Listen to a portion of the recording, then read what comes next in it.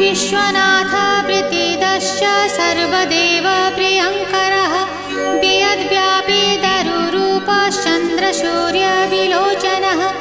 गुप्तगङ्गोपलब्धिश्च तुलसी प्रीतिवर्धनः जगदीश श्रीनिवास श्रीपति श्रीगदाग्रजः सरस्वती मूलाधार शिवश्च श्रीदयानिधिः